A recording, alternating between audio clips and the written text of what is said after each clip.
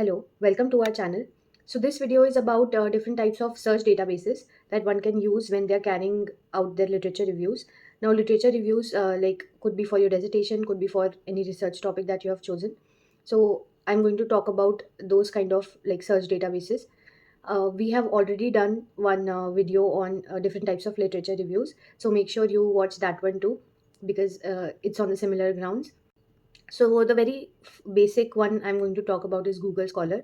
So Google Scholar is basically free and it is very wide ranging. It produces results um, on a very wide scale. Uh, it not only contains scientific articles, but then it has conference proceedings, it has books, it has government documents, everything that is electronically available.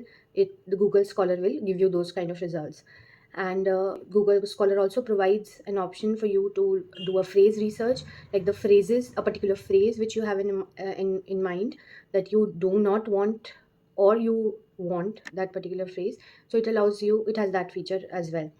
Then you can always save your search and your articles in your library.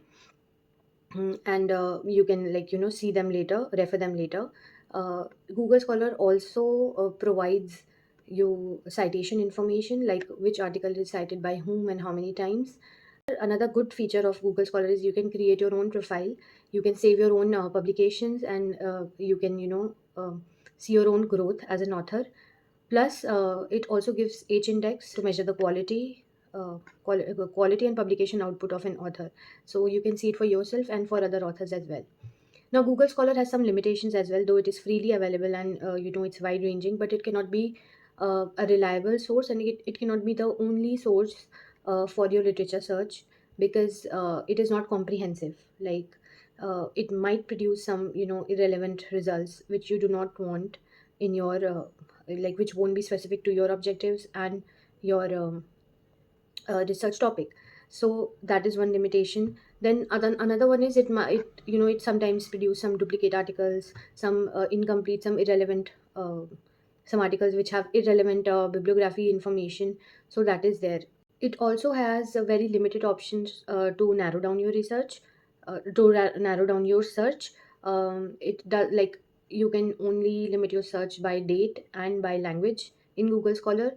You cannot limit your search by full text or by peer reviewed articles. So that is one limitation. Another limitation, one more thing Google Scholar doesn't use is mesh terms, which is control vocabulary, which is like available in other databases. Now moving on to the next one, this is widely used, widely famous, PubMed.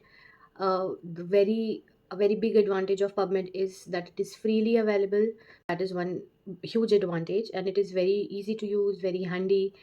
It provides you with basic and advanced search with varied tools. It has like varied filters. One limitation of Google Scholar which is covered by PubMed is that you can narrow down, you can limit your search through variety of filters which is provided by PubMed. There is no limit for keywords, like you can use n number of keywords while you're carrying out your search. PubMed is also readily updated, and it does not only update the printed versions, but it also has the facility to update preprints as well. PubMed also has some of the limitations. It does not include all the disciplines, so that is where PubMed lacks. And one more thing is that it doesn't provide any information on citation, so there is no citation analysis provided by PubMed. Then a third very big and very vast database is Scopus, and Scopus has like expanded spectrum of journals. That is one big advantage of Scopus. Then it is a very good source for citation analysis. But with all these advantages, Scopus has limited access, limited preview access. For full access, you need to, like, there is an access fee. Although Scopus updates its article on a regular basis, but then there are no preprints available. Only printed articles are available in Scopus, and Scopus does not use mesh terms, so that you can narrow down your search. Then comes Web of Science. So Web of Science is also like similar to Scopus. It is like it has all the disciplines, It provides citation analysis. The only difference is Web of Science provides more of detailed citation analysis, and it also has the feature of providing those citation in a graphical manner. That is one advantage of Web of Science over Scopus. Web of Science, unlike Scopus, also uses mesh terms, so you can definitely narrow down your search.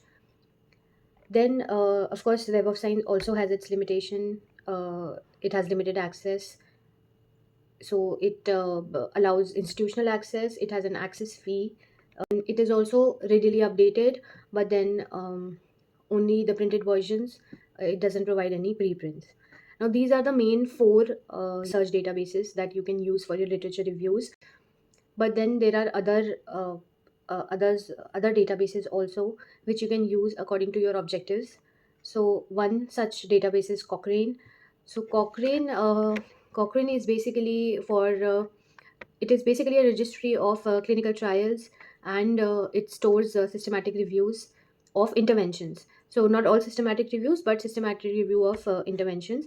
But again, it has a disadvantage. It has a very limited access. You need to pay. You have an access fee to to view all the articles. But it also provides you with certain tutorials. It has like two systematic review tools, that is RevMen, that is Review Manager, and Covidence, which are used in systematic reviews. So that is there. Then another one is Jstor. So Jstor is freely available, and all the articles which are given in Jstor are full text.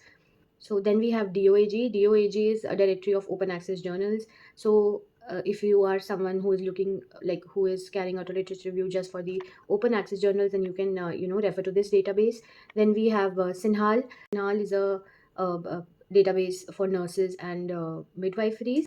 Then we have PsychInfo. PsychInfo basically focuses on psychology discipline. So if you're someone who's like keen on doing some research on psychological topics, mental health, then you must go for PsychInfo.